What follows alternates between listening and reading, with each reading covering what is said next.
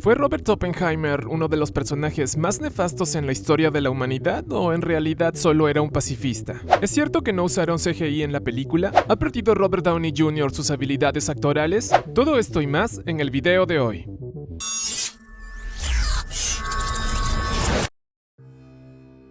La película narra el proyecto del científico Julius Robert Oppenheimer para desarrollar una bomba atómica en un laboratorio ultra secreto en Nuevo México. El tipo fue un destacado alumno de Harvard, entre otras universidades, y colaboró en el proyecto Manhattan y las pruebas Trinity. Aunque suene paradójico, Oppenheimer siempre fue un firme opositor de la nuclearización de la guerra. Christopher Nolan no quiso encasillar al personaje. Exponerlo como un destructor o un pacifista nunca estuvo dentro de sus planes. En palabras del director, su película es una mirada completamente subjetiva, una cinta que intenta no juzgar al hombre ni tampoco su trabajo. Nolan solo buscó experimentar con él y entender sus motivaciones. El director escribió el guión basándose en la biografía definitiva del físico, Prometeo Americano, un libro que relata el triunfo y la tragedia de Julius Robert Oppenheimer. Christopher Nolan se interesó en esta obra porque recopilaba más de 30 años de entrevistas a familiares, amigos y colegas. Tenía archivos detallados del FBI, además de contar con varios documentos privados del científico. Después de ser artífice de uno de los momentos más nefastos e históricos de la humanidad, Robert Oppenheimer vivió perseguido por el dilema ético y moral hasta el final de sus días. Aunque en su etapa final intentó resarcir lo hecho enfocando su trabajo en el uso pacífico de la energía nuclear, nunca pudo escapar del todo del escrutinio de la gente. Christopher Nolan no asume la responsabilidad de calificar al personaje, destructor o pacifista. La respuesta solamente la tendrá el espectador.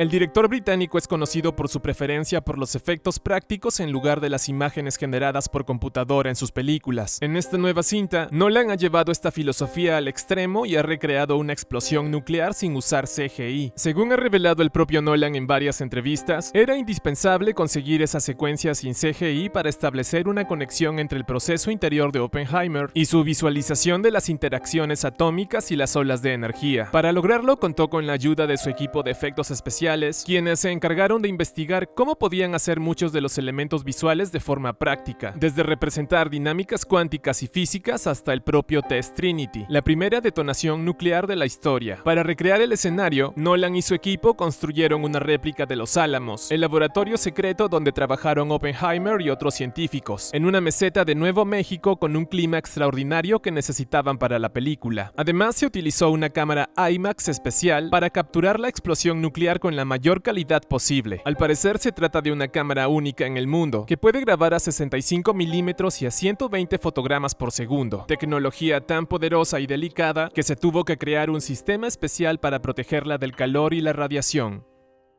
Nolan también ha decidido recuperar un recurso cinematográfico que ya usó hace 23 años en su película Memento, el empleo de escenas en blanco y negro que intercala con secuencias en color. En aquella cinta, el blanco y negro servía para plasmar el orden cronológico de los acontecimientos, mientras que el color mostraba el orden inverso. Podríamos decir que en Oppenheimer, el color de las tomas tiene un significado narrativo similar al de Memento. Christopher Nolan explica que en esta película existen dos líneas de tiempo, una es en color y engloba la experiencia subjetiva de Oppenheimer, es la mayor parte del filme. La otra es una línea de tiempo en blanco y negro. Se trata de una visión más objetiva de su historia, sin consideraciones, desde la perspectiva de un personaje diferente. De hecho, ensayaron rodando las pruebas de maquillaje y peluquería usando blanco y negro. Luego utilizaban el proyector de películas para verlas ahí. La calidad, nitidez y profundidad de la imagen sin color dejó maravillado al director.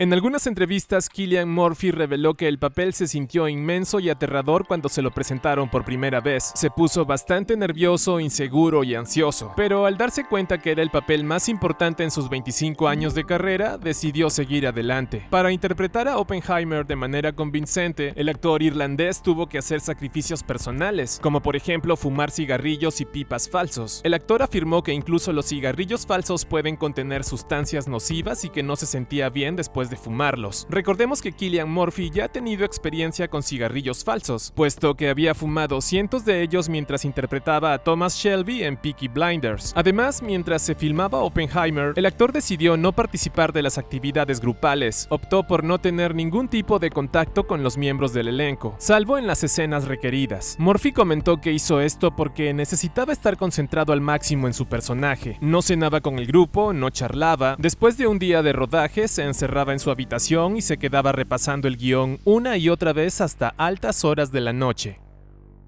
Normalmente, cuando un actor se encasilla en la interpretación de un solo personaje, puede verse limitado a la hora de actuar. Eso es algo que también ha pensado el mismísimo Robert Downey Jr., actor que da vida a Tony Stark y por consiguiente a Iron Man. Durante más de una década el actor se convirtió en un ícono del universo cinematográfico de Marvel, y luego de quitarse el traje de Tony Stark, Robert pensó seriamente en que muchas de sus habilidades actorales habían sido afectadas de gravedad. Creer que el MCU de alguna manera mermó su nivel de actuación lo sumergió durante un tiempo en depresión. Su preocupación se elevó aún más luego del fracaso de las aventuras del Dr. Dolittle, película que se estrenó solo un año después de Avengers Endgame. Cuando Christopher Nolan lo contactó para darle un papel en Oppenheimer, el actor fue muy sincero con él y le dijo que sus habilidades podían estar algo oxidadas. Al parecer esto a Nolan no le importó y le brindó a Robert la confianza para explorar otros lados de su actuación, trabajar aquellos músculos que según él estaban atrofiados. Todo esto mientras se iba despojando de las cosas habituales a las que se había acostumbrado.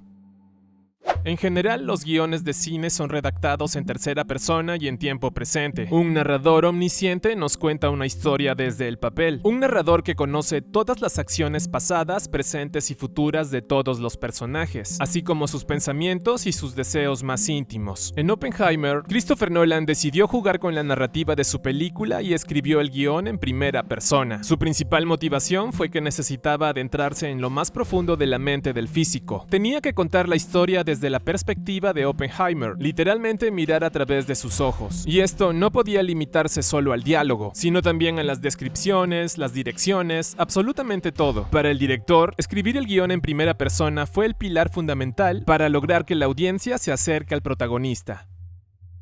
A lo largo de los años, el personaje de Julius Robert Oppenheimer ha tenido algunas apariciones relevantes en la pantalla grande, y también su nombre ha sido mencionado más de una vez en películas y series de televisión. Entre las más importantes tenemos a la película El principio o el fin de 1947, cinta que se estrenó 2 años después del gran acontecimiento nuclear. Un filme costoso y, aunque sea difícil de creer, producido por el Pentágono. Cabe resaltar que el propio Oppenheimer siempre estuvo en contra de su realización. En 1980, la BBC presentó su miniserie de televisión homónima. La serie exploraba los vínculos políticos del físico, así como también la etapa más triste de su vida, la caída de su imagen ante los ojos del mundo. 9 años después se lanzó el Proyecto Manhattan, película que, aunque tuvo estrellas de la talla de Paul Newman, fue mal recibida por la crítica, sobre todo por el actor que interpretó a Oppenheimer, pues calificaron su actuación como rígida, vacía y sin carisma. En 2014 se estrenó Manhattan, una serie de televisión bastante bien recibida por el público, sobre todo porque fue catalogada como correcta y accesible. Una serie que desde el primer episodio demuestra que tanto calidad como entretenimiento pueden ir de la mano.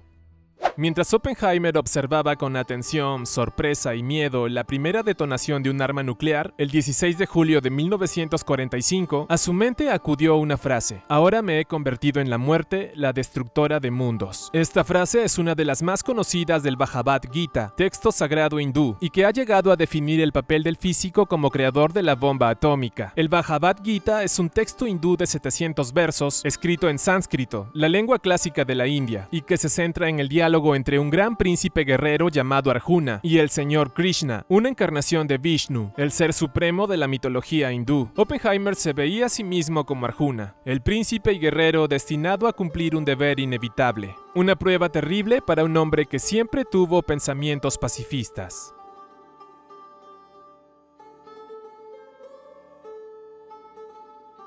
Y estos fueron algunos datos y secretos de Oppenheimer, la última película de Christopher Nolan.